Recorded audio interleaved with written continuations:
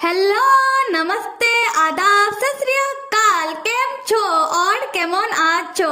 So then कभी भी आपने ये सोचा है कि आप जिस दोस्त पर सबसे ज्यादा विश्वास करते हो, सबसे ज्यादा यकीन करते हो, अगर वही दोस्त आपसे वन साइडेड लव कर बैठे और आपको ही पाने के लिए आपको बर्बाद करने का कोई कसर ना छोड़े तो क्या होगा।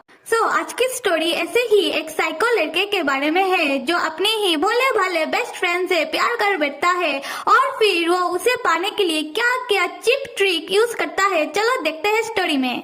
कहानी की स्टार्टिंग पर हम ये देखते हैं कि एक लड़का सपना देख रहा था और जहाँ पर वो कह रहा था कि मैं हमेशा ही ये सपना देखता रहता हूँ जहाँ पर तुम मुझे ढूंढ लेते हो और मैं तुम्हें अपना ये बेबस साइड नहीं दिखाना चाहता हूँ, फिर भी तुम्हारा ये केयर देखकर मुझे अच्छा लगता है। और वो लड़का अपना स्कूल टाइम का सपना देख रहा था और फिर वो रोते हुए सपने में से उठ जाता है और कहने लगता है कि क्या मैं रो रहा था सोते हुए, और ऐसे भी ऐसा सपना तो मैं बहुत दिनों से नहीं देख रहा था, पर आज क्या ये मेरा लक है या फिर बैड लक है। पर अच्छी बात ये है आज कि ह्यूआन घर पर नहीं है। अगर वो मुझे ऐसे देख लेता तो फिक्र करने लग जाता। और वो सपने में खुद को और उसका बेस्ट फ्रेंड ह्यूआन को देख रहा था। ये भाई साहब है स्टोरी के फर्स्ट लीड जो फिलहाल तो बेरोजगार है और उसे कहीं भी जॉब नहीं मिल रहा है और उसके पास रहने के लिए कोई घर भी नहीं है, इसलिए वो कुछ मंथ से अपने बेस्ट फ्रेंड के घर ही रह रहा है। और किसी कारण उसका पिछले वाला जॉब भी चला गया था और तब से वो अपने बेस्ट फ्रेंड के साथ ही रह रहा है और उसे ये लग रहा है कि वो शायद एक बोझ बनता जा रहा है अपने बेस्ट फ्रेंड के ऊपर, और इसी कारण ये भाई साहब डेस्परेटली जॉब ढूंढने की कोशिश कर रहे हैं। इनका नाम है बिग मो यंग और इनका एज है 26 और ये है ओमेगा। और ओमेगा होने के कारण उसे कहीं भी जॉब नहीं मिल रहा है। और क्या सिर्फ ओमेगा होने के कारण उसे जॉब नहीं मिल रहा है या फिर इसके पीछे भी कोई दूसरा कारण है। खैर ये मैं आप सबको स्टोरी में बता ही दूंगी।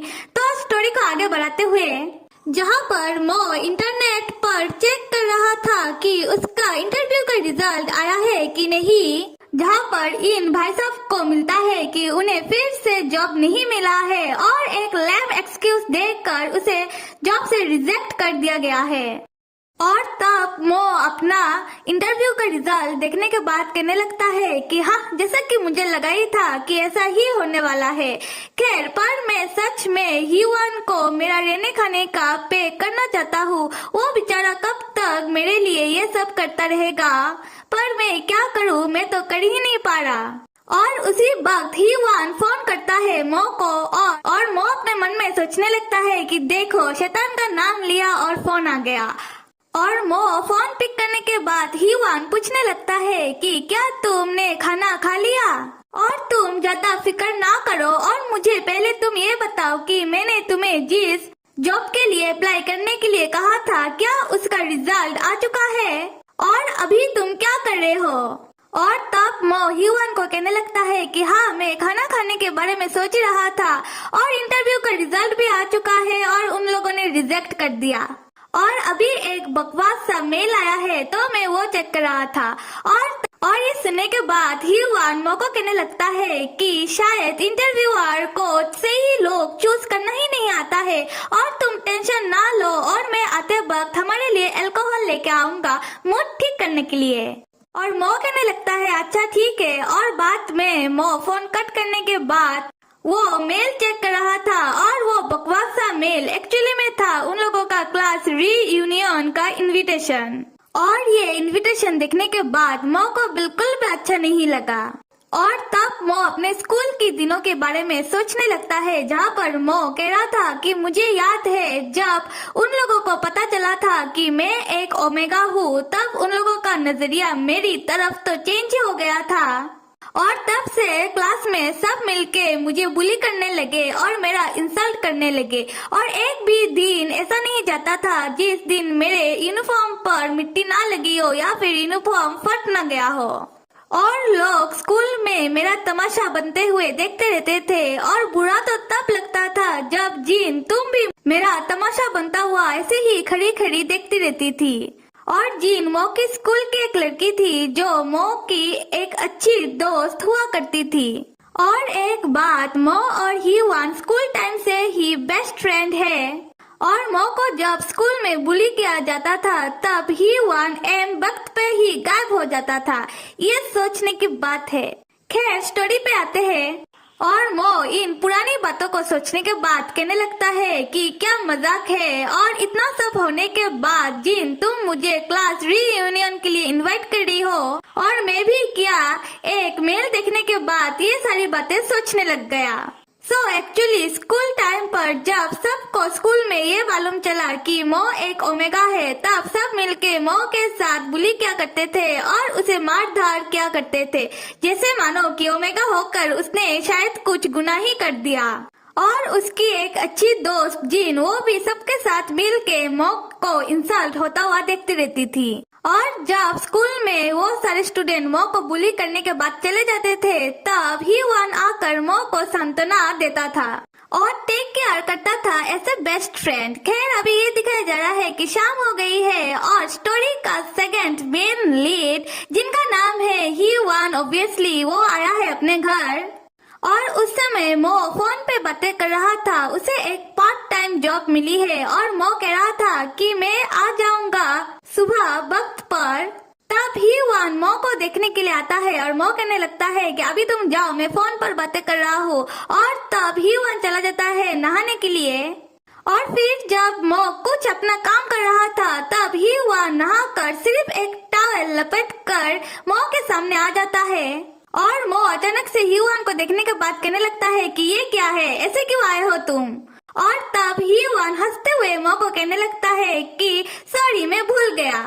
तब मो अपने मन में सोचने लगता है कि तुम हमेशा कपड़ा पहनना कैसे भूल सकते हो।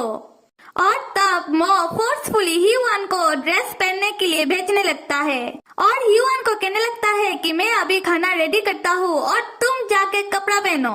और तब हीवान मो से पूछने लगता है क्यों, मैं ऐसे अट्रैक्टिव नहीं लगता। और मो कहने लगता है निकलो यहाँ से जल्दी। और हीवान जाने के बाद मो अपने मन में सोचने लगता है कि जितनी बार भी मैं तुम्हें ऐसे देख रहा हूँ, तुम्हारा बॉडी दिन ब दिन मस्त बनता जा रहा है।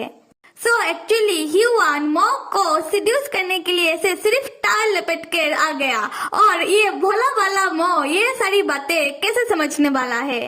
और अभी सीन शिफ्ट होकर ये दिखाया जा रहा है कि मो और हीवान खाना खा रहे हैं और वो दोनों मिलकर ड्रिंक कर रहे थे। और तब मो हीवान को बताने लगता है कि मुझे एक पार्ट टाइम जॉब मिला है। और ये सुनने के बाद हीवान मो से अजीब तरीके से पूछने लगता है कि क्या तुम्हें अचानक से पार्ट टाइम जॉब कैसे मिल गया, मतलब कि तुम्हें ऐसा तो नहीं लग रहा कि तुम मेरे पर कोई बोझ बनते जा रहे हो क्योंकि मैं तुम्हारा हेल्प कर रहा हूँ और इसलिए तुम पार्ट टाइम जॉब करना चाहते हो, ऐसा तो नहीं है ना। और तब मो कहने लगता है हीवान से कि मंथ होने को आई है, मुझे मेरा जॉब से निकाला जा चुका है और मैं तो कोई छोटा बच्चा तो नहीं हूँ कि मैं ऐसे ही दिन भर बेटर रहूंगा। और मैं नहीं चाहता कि तुम्हें मेरी वजह से कोई मुश्किल हो।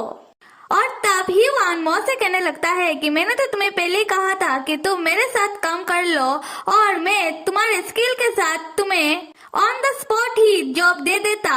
पर मैं देख रहा हूँ मो कि तुम इजी रास्ता चूज ही नहीं करते हो, तुम हमेशा ही मुश्किल रास्तों पे चलते हो। ऐसा लग रहा है कि हीवान को पसंद नहीं आया मो की जॉब के बारे में सुनकर और इसके पीछे हीवान का एक डर काम कर रहा है। वो क्या है वो मैं आगे स्टोरी में बताऊंगी। खैर और तब मो उदास होके कहने लगता है हीवान से कि हाँ तुम सही कह रहे हो और हो सकता है कि मैं सब कुछ खुद से ना कर पाऊँ, पर पूरी लाइफ तुम मेरा रेस्पॉन्सिबिलिटी उठा कर चलो, ऐसा तो नहीं हो सकता है ना। और ये सुनने के बाद हीवान मो के नजदीक आकर उसकी गालों को पकड़कर कहने लगता है कि अगर रेस्पॉन्सिबिलिटी की बात है वो भी तुम्हारी और सिर्फ तुम्हारी, तो मैं ये पूरी लाइफ उठाकर चल सकता हूँ। और तब मो हीवान का हाथ अपने गालों से हटा कर कहने लगता है कि हीवान तुम बहुत ही ज्यादा मजाकिया हो और तुम ये इसलिए कह रहे हो ना क्योंकि तुम एक रिच अल्फा हो, तो मुझे मालूम है। पर हीवान तब मजाक नहीं कर रहा था। खैर और तब ह्यूआन भी हंसते हुए कहने लगता है कि हाँ हाँ, एक पोर ओमेगा होने से तो अच्छा ही है। और जब वो दोनों बातें कर रहे थे तब मो बहुत ही ज्यादा ड्रिंक कर लेता है और ह्यूआन तो मो को ऐसे भी ड्रिंक करवा ही रहा था। और मो तब ड्रंक होकर कहने लगता है कि चुप, तुम अभी लिमिट क्रॉस कर रहे हो, तुम्हें ये कहने का मुझे कोई हक नहीं है। और तब मो इतना ज्यादा ड्रिंक कर लेता है कि वो उल्टा सीधा कहने लगता है और वो ठीक से खड़ा भी नहीं हो पा रहा था। और तब ह्यूआन मो से कहने लगता है कि क्या तुम ठीक हो, तुम तो ड्रंक हो गए हो।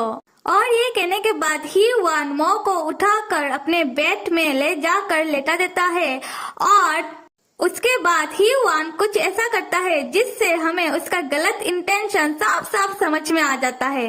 क्योंकि तब ह्यूआन मो का कपड़ा उतारने लगता है और मो से कहने लगता है कि मो, पता है अच्छी बात क्या है कि तुम थोड़ा सा पीने के बाद ही ड्रंक हो जाते हो और अभी तुम्हारा ये करीबी दोस्त तुम्हारे साथ कुछ करना चाहता है। और तब ह्यूआन मो का ड्रंक होने का फायदा उठाकर वो मो के साथ इंटीमेट होने लगता है।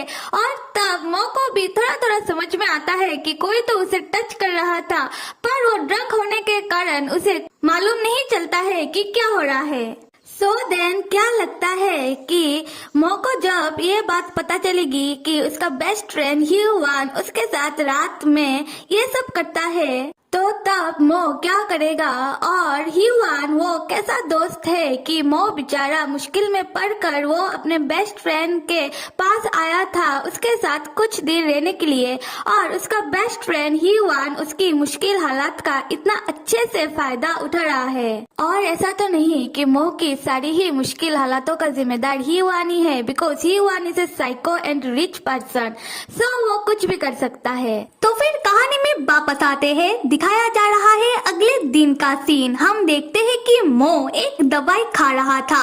इस दवाई को याद रखना, इस दवाई के बारे में मैं आप लोगों को बाद में बताऊंगी। खैर, और मो ह्यूआन को देखते हुए कहने लगता है कि ड्रिंक करने के बाद ये इतना क्यों सोता है, दोपहर होने को आई। अरे वो रात में कहाँ सोता है, तुम्हें क्या मालूम। जहाँ पर मो ह्यूआन को कह रहा था कि उठ जाओ, मालूम है कि आज तुम्हारा ऑफिस नहीं है, फिर भी तुम उठ के कुछ तो खा लो और बाद में सो जाना, और मेरा आज पार्ट टाइम जॉब है तो मैं उधर जा रहा हूँ। और ये सुनने के बाद ह्यूआन मो को ही तब घूरे जा रहा था। अभी थोड़ा सीन शिफ्ट हो रहा है और जहाँ पर हम ये देखेंगे कि मो गया है अपने पार्ट टाइम जॉब में, जहाँ पर मो का नया बॉस बहुत ही ज्यादा अच्छी लेडी है, मो के साथ बहुत ही ज्यादा प्यार से बात कर रही थी और मो को कह रही थी कि तुम जाके चेंज कर लो और अपना यूनिफॉर्म पहन लो जॉब के लिए। और मो को एक्चुअली में एक रेस्टोरेंट पर जॉब मिला है। खैर, जब वो चेंजिंग रूम पे जाता है तब उसका मुलाकात उसके दूसरे कोवर्कर के साथ होता है, और जहाँ पर उसका कोवर्कर मो को देखने के बाद कहने लगता है कि तुम तो ओमेगा हो ना, तो तुम इतना ज्यादा फिट और वेल बिल्डेड कैसे हो। तब मो कहने लगता है कि हाँ, ये बात मुझे सारे ही लोग बताते रहते हैं और तुम भी तो ओमेगा हो, and you are also beautiful. So जो ओमेगा होते हैं वो दिखने में बहुत ज्यादा स्लिम, ट्रिम और ब्यूटीफुल होते हैं, और किसी अल्फा के कांटेक्ट में आने से कभी कभी ओमेगा का बॉडी हीट बढ़ने लगता है। और यहाँ पर जो मो है वो दिखने में मैनली है और वो दिखने में ओमेगा जैसा बिल्कुल भी नहीं है, फिर भी वो ओमेगा है। खैर, फिर मो का कोवर्कर मो को कहने लगता है कि क्या तुम मेरे साथ फ्लर्ट कर रहे हो। तब मो कहने लगता है अरे नहीं भाई। और जब मो अपना यूनिफॉर्म पहन रहा था तब उसका कोवर्कर मो को कहने लगता है कि मो, क्या तुम्हारा कोई लवर है या फिर कल रात तुमने किसी के साथ गुजरा है। और तब मो कहने लगता है कि ये क्या बकवास सवाल तुम मुझसे पूछ रहे हो। तब उसका कोवर्कर उसके पास आकर कहने लगता है कि तुम्हारे नेक पे तो एक निशान है जो दिखने में लव बाइट जैसा लग रहा है। और तब मो कहने लगता है कि ये कोई लव बाइट नहीं है, ये शायद कोई मॉस्किटो बाइट होगा या फिर किसी कीड़े ने शायद काट दिया होगा। और जब मो अपना काम कर रहा था उसी वक्त उसके फोन पर मिस जिन उसकी दोस्त का मैसेज आता है, उसने उसे मिलने के लिए बुलाया है। और तब मो अपना फोन चेक नहीं करता है और जब मो काम खत्म करने के बाद जा रहा था अपने घर, तब वो अपने मन में सोचने लगता है कि ये वाला वर्क प्लेस मेरा अच्छा है। पहले वाला वर्क प्लेस पर लोग मुझे सेक्सुअली हैरास करते थे और वो लोग बहुत ही ज्यादा डिस्गस्टिंग थे। और जब मो अपने घर के अंदर एंटर करता है, तब वो अपने मन में सोचने लगता है कि क्या ही वन अभी भी सो रहा होगा। और उसी वक्त ही वन आके उसे पीछे से पकड़ लेता है और मो चौंक के कहने लगता है कि ये तुम क्या कर रहे हो, मैं डर गया था। और तब ही वन मो से कहने लगता है कि तुम मेरे साथ आओ, मैंने तुम्हारे लिए खाना तैयार किया है। और मुझे पता है कि जब भी तुम किसी नए प्लेस पर जाते हो तो तुम बहुत ज्यादा अनकंफर्टेबल हो जाते हो और कुछ भी नहीं खाते तब। और तब मो ह्यूआन को थैंक्स कहते हुए वो दोनों खाने पे बैठते हैं। और खाने पे बैठते ही ह्यूआन मो से पूछने लगता है कि मो, क्या तुमने अपनी दवाई ली? और मो कहने लगता है कि हाँ, मैंने ली। और ऐसे भी ये दवाई मैं कैसे भूल सकता हूँ, जो इतना ज्यादा एक्सपेंसिव है, वो भी तुम्हारे डॉक्टर ने मुझे दी है लेने के लिए। और तब मो ह्यूआन को कहने लगता है कि ह्यूआन, क्या तुम्हें पता है कि क्लास रीयूनियन के लिए मुझे इनवाइट आया है? और ये सुनते ही ह्यूआन चौंक जाता है और मो से कहने लगता है कि वो सारे बेशरम लोग, मुझे नहीं मालूम कि तुम्हें किसने इनवाइट किया स्कूल रीयूनियन के लिए, फिर भी कोई जरूरत नहीं है उधर जाने की, रिप्लाई मत करना उन्हें। तब मो कहने लगता है कि नहीं, मैं नहीं जा रहा, और अगर मुझे कोई अच्छी सी जॉब मिल जाती तो शायद मैं चला भी जाता, पर ये जॉब भी मेरी अच्छी है। और ये सुनने के बाद ही ह्यूआन मो से कहने लगता है कि मो, ये जॉब तुम्हारी पूरी लाइफ तो नहीं कर पाओगे। और मो जो स्कूल रीयूनियन के लिए नहीं जा रहा, ये सुनने के बाद ह्यूआन को थोड़ा रिलीफ मिलता है। खैर, तब ह्यूआन मो से कहने लगता है कि मो, अगर कोई ओमेगा किसी अल्फा के साथ नाइट गुजार लेता है तो उसका ओमेगा होने का जो भी सिम्टम है वो चला जाता है। तो मो, तुम मेरे साथ क्यों नहीं नाइट गुजार लेते हो, तो तुम्हें कभी भी कोई प्रॉब्लम भी नहीं होगा। और ये सुनने के बाद मो अपने मन में सोचने लगता है कि ये बात तो तुमने मुझे बहुत सालों पहले भी कही थी, तब तो मैंने मना कर दिया, आज क्यों पूछ रहे हो।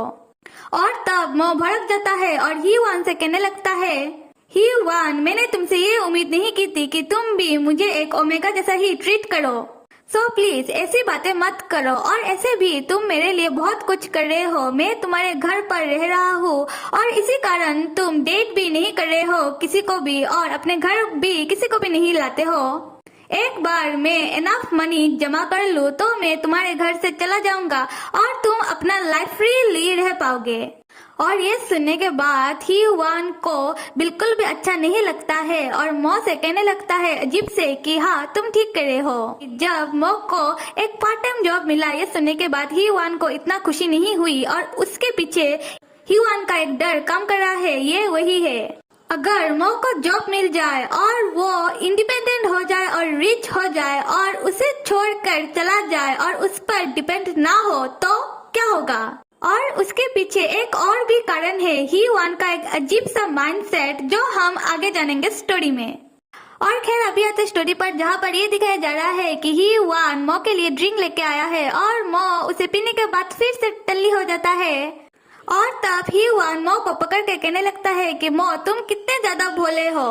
और फिर से ह्यूआन मो का कपड़ा उतारने लगता है और अपना दिल का तमन्ना पूरा करता हुआ मो से कहने लगता है कि मो, शायद तुम्हें नहीं मालूम कि हम एक साथ हर एक रात ही गुजारते हैं, पर मैंने आज तक तुम्हें किस नहीं किया, क्योंकि वो हमारा फर्स्ट किस होगा ना, तो मैं चाहता हूँ कि तुम कॉन्शियस रहो उस समय। फिर ह्यूआन मो को प्यार से पकड़ते हुए कहने लगता है कि मो, मैं तुम्हें जितना प्यार करता हूँ, शायद उतना प्यार तुम्हें इस दुनिया में कोई भी नहीं करता होगा, और मैं और सिर्फ मैं ही तुम्हारा सेवियर हूँ। फिर बहुत ज्यादा कृपी तरीके से मो से कहने लगता है कि मैं ही हमेशा तुम्हारा सेवियर रहूंगा। और दूसरे सीन पर हम ये देखते हैं कि मो रात पर अपने काम पर जा रहा था और अपने मन में ह्यूआन की बातें सोचते हुए, जहाँ पर ह्यूआन ने मो से कहा था कि अगर कोई ओमेगा अल्फा के साथ नाइट स्पेंड कर ले तो उसका ओमेगा होने का सिम्टम डिसअपियर हो जाता है। और ये सोचते हुए मो अपने मन में कह रहा था कि क्या ये करना सही रहेगा। खैर, और तभी मो को ये भी लग रहा था कि रास्ते में चलते हुए कि कोई उसका पीछा कर रहा है, पर उसे तब समझ में नहीं आता। खैर, तभी ही हम देखते हैं कि सच में कोई मो का पीछा कर रहा था और फोन पर किसी को इन्फॉर्म भी कर रहा था मो अकेले जा रहा है और शायद उसे पता चल गया कि कोई उसका पीछा कर रहा है। खैर, मैं आपको कल इन्फॉर्म करूंगा। और दूसरी ही सीन पर हम ये देखते हैं कि मो अपने वर्क प्लेस पर है और जहाँ पर उसका को-वर्कर जो खुद भी एक ओमेगा है, उसके साथ कुछ बदमाश कस्टमर मिलके उसके साथ छेड़खानी कर रहे थे और उसे हैरेस कर रहे थे, क्योंकि उन लोगों को पता चल गया था कि वो लड़का एक ओमेगा है।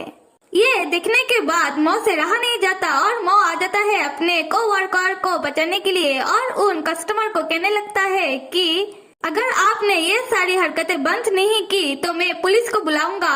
और उन लोगों को पुलिस की धमकी देकर और 2-3 बातें सुनाकर उन लोगों को रेस्टोरेंट से बाहर निकाल देता है। खैर, फिर वो अपने को-वर्कर को दिलासा देकर काम खत्म करने के बाद जब वो बाहर आ रहा था तब वो बदमाश कस्टमर, मतलब कि वो सारे लड़के बाहर ही थे और उन्हें तब मो दिख जाता है। और जैसे कि मो ने उन सबको रेस्टोरेंट से इंसल्ट करके बाहर निकाल दिया था और उनको तो अभी मौका मिल गया मो को देखने के बाद कि बदला लिया जाए। तब उनमें से एक लड़का जाके मो को पकड़ लेता है और कहने लगता है कि तुम तो वही ओमेगा का दोस्त हो ना। और दूसरा लड़का कहने लगता है कि शायद ये भी ओमेगा ही होगा। और तब वो वाला लड़का जिसने मो को पकड़ रखा था वो कहने लगता है कि लग तो नहीं रहा कि ये ओमेगा है मो को। और उनमें से एक और लड़का कहने लगता है कि नहीं, ये भी एक ओमेगा ही होगा, इतना जो साइड ले रहा था उस वाले ओमेगा लड़के का। और मो तब थोड़ा घबरा जाता है और अपने मन में सोचने लगता है कि मुझे इधर से भागना पड़ेगा अभी। और ये सोचने के बाद मो उस लड़के को जिसने उसे पकड़ रखा था उसे एक जोरदार पंच मारता है, पर मो भाग नहीं पाता क्योंकि वो लड़का भी घुमाकर एक मो को पंच मारता है और बाकी सारे लड़के आके मो को पकड़ लेते हैं तब और कहने लगते हैं कि बहुत दिनों से हमने किसी ओमेगा का टेस्ट नहीं किया। और फिर वो सारे लोग मिलकर मो को गलत हरकत करने लगते हैं मो के साथ। फिर मो के साथ वो लोग जबरदस्ती भी करना चाहते थे, पर उसी वक्त एंट्री होता है स्टोरी का मेन हीरो कम विलेन का, जिसको देखने के बाद वो सारे लड़के कहने लगते हैं कि तू कौन, और ह्यूआन कहने लगता है कि तेरा बाप। और मो जब काम पर जा रहा था तब उसका पीछा जो कर रहा था वो एक्चुअली में ह्यूआन का ही आदमी था। इसी कारण ह्यूआन को पता चल पाया कि मो फिलहाल किधर है और ह्यूआन ऐसे मो को फॉलो करता रहता है। खैर, और तब मो ह्यूआन को देखने के बाद अपने मन में सोचने लगता है कि अब मैं बच जाऊंगा। और ये सोचने के बाद ही मो हो जाता है बेहोश और मो का आँख डायरेक्ट जाके ओपन होता है उसके बाथरूम पर, जहाँ पर ह्यूआन मो को साफ कर रहा था। और जब मो को होश आता है तब ह्यूआन मो से कहने लगता है कि सॉरी मो, मैं शायद थोड़ा लेट हो गया था ना आने में। और मो अपने मन में सोचने लगता है ये सिर्फ मेरे साथ ओमेगा होने के कारण ही हुआ है, और अगर मैं ह्यूआन के साथ नाइट स्पेंड कर लूँ तो मेरा ओमेगा होने का सिम्टम भी डिसअपीयर हो जाता, जैसा कि ह्यूआन ने कहा है। और ये सोचते हुए मो जाके ह्यूआन को किस कर लेता है और ह्यूआन से पूछने लगता है कि ह्यूआन, तुमने जो कहा था कि हम नाइट स्पेंड कर ले तो क्या अब हम ये कर सकते हैं? तब ह्यूआन तो खुशी हो गया था क्योंकि उसका फर्स्ट किस मो ने कॉन्शियस होके ही उसे किया था और मो उसे खुद से ही नाइट स्पेंड करने के लिए कह रहा है, तो ह्यूआन भला क्यों मना करे। और क्या उन दोनों ने नाइट स्पेंड की और मो ह्यूआन के साथ इसलिए नाइट स्पेंड कर रहा है क्योंकि ह्यूआन ने उसे बताया था कि अल्फा के साथ नाइट स्पेंड करने से उसका ओमेगा होने का सिम्टम डिसअपीयर हो जाएगा। और स्कूल लाइफ में भी मो को सिर्फ ओमेगा होने कारण ही बुली किया जाता था और वो ओमेगा होने के कारण ही फिलहाल मुसीबत में भी पड़ गया था, इसलिए मो थोड़ा डर गया था। और अभी ये लग रहा है ना कि ह्यूआन मो का बहुत ही ज्यादा अच्छा फ्रेंड है और वो मो से बहुत ही ज्यादा प्यार करता है, पर जैसे जैसे स्टोरी आगे बढ़ेगी वैसे वैसे हमें ह्यूआन के बारे में पता चलता रहेगा। खैर, मो ह्यूआन के साथ नाइट स्पेंड करता है और दूसरी दिन मो तो सोच में ही पड़ गया कि क्या उसने जो किया क्या ये ठीक था, पर उसके लिए ये सब करना तो जरूरी भी तो था। फिर वो अपने मन में कहने लगता है कि अभी मेरे दिमाग पर बहुत सारी बातें चल रही है। फिर मो एक चीट देखने लगता है जो ह्यूआन ने अपने काम पर जाने से पहले मो के लिए छोड़ के गया था, जहाँ पर ये लिखा था कि आज मैंने तुम्हारे लिए तुम्हारे पार्ट टाइम से ब्रेक ले लिया है, तो तुम खाना खाना मत भूलना।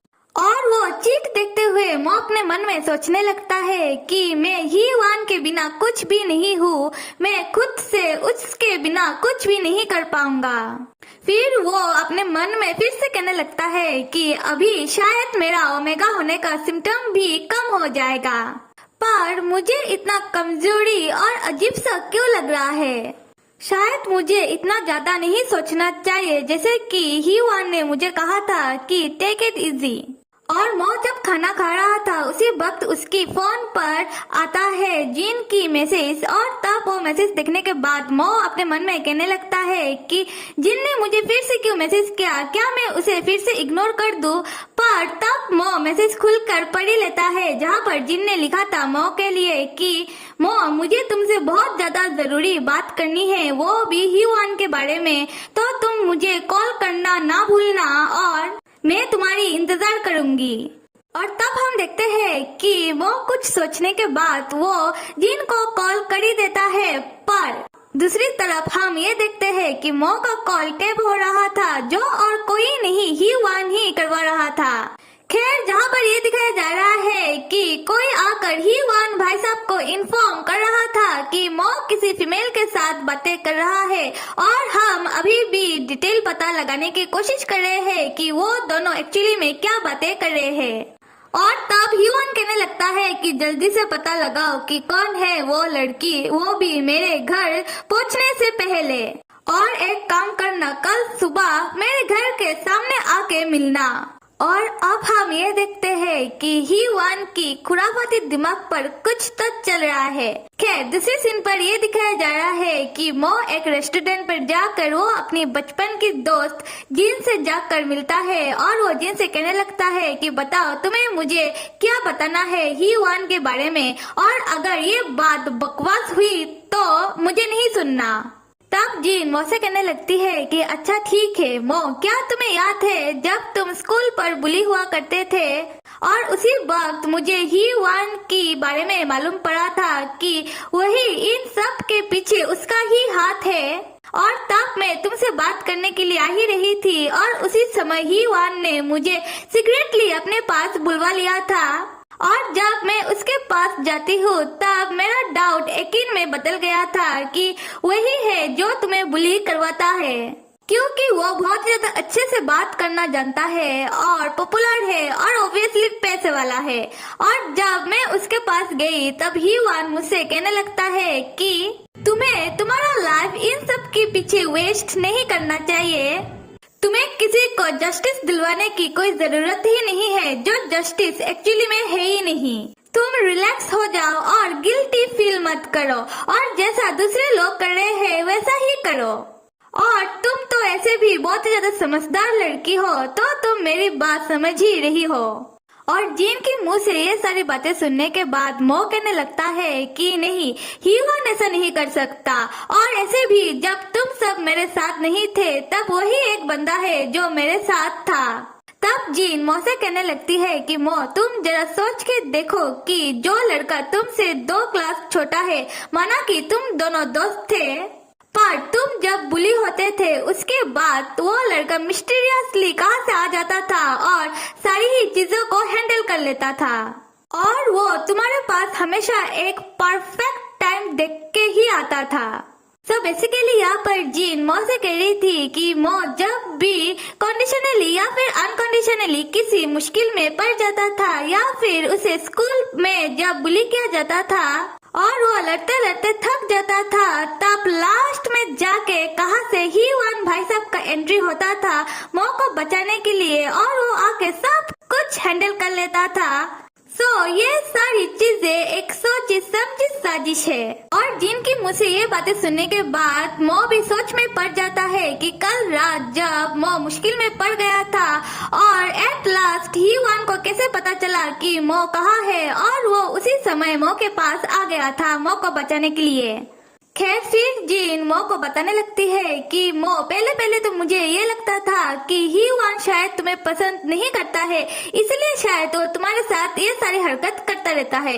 पर बाद में जब मैंने ये पाया कि तुम जब भी इन सारी चीजों से दुखी होकर कहीं बैठ जाते थे, तब ही वान ही तुम्हारे पास आकर तुम्हें कंसोल करता था। और उस समय मुझे समझ में आया कि पास्ट में ही वान को तुम्हारे प्रति एक ऑब्सेशन हो गया है।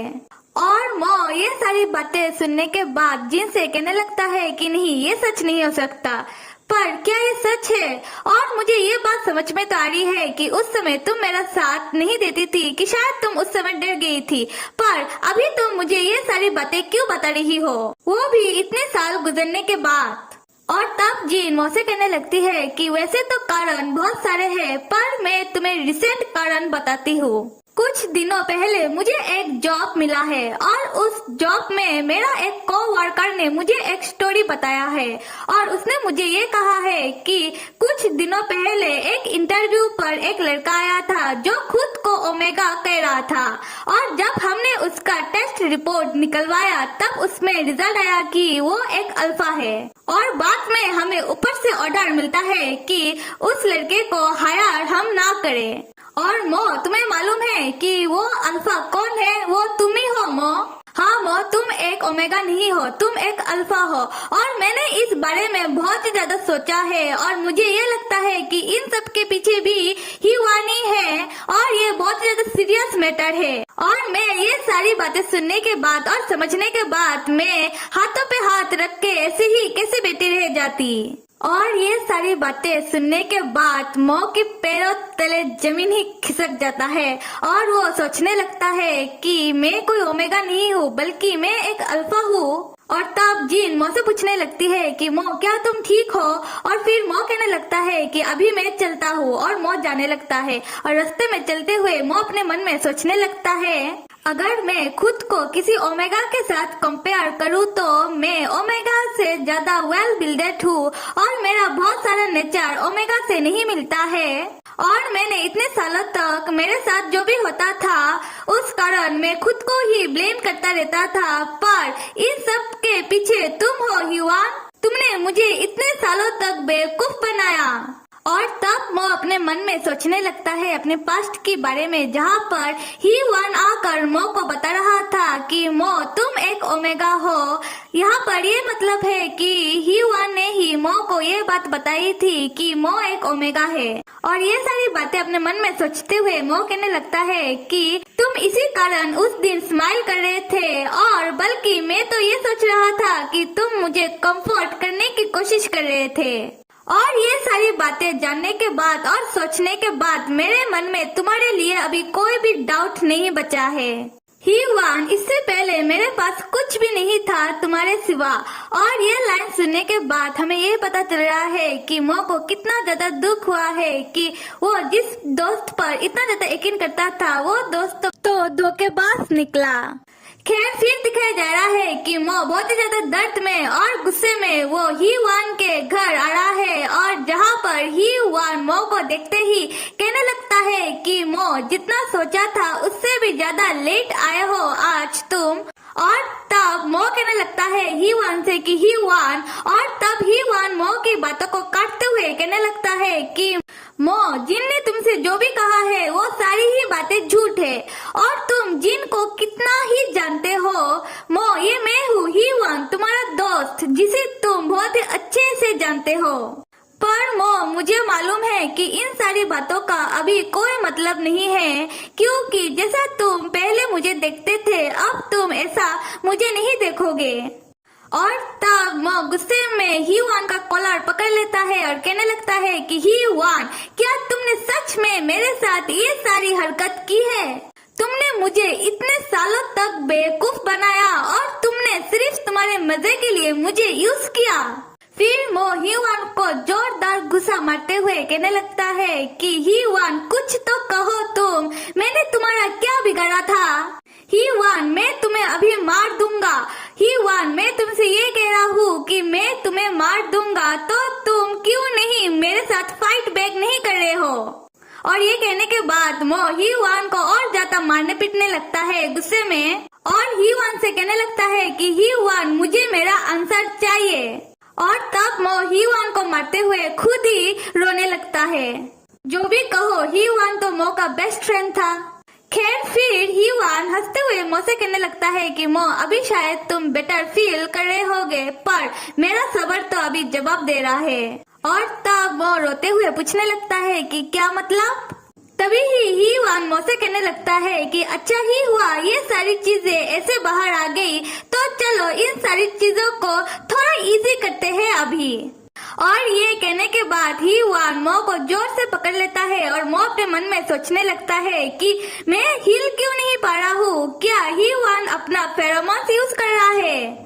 तभी ही वान मो को पकड़कर जमीन पर गिरा देता है और मो को जोर से पकड़ रखता है और उसके ऊपर चढ़ जाता है और मो से कहने लगता है कि मो इतने सालों तक मैं तुम्हारे साथ बहुत ही अच्छा बन के रहा हूँ, पता है क्यों? क्योंकि मैं तुमसे बहुत प्यार करता हूँ।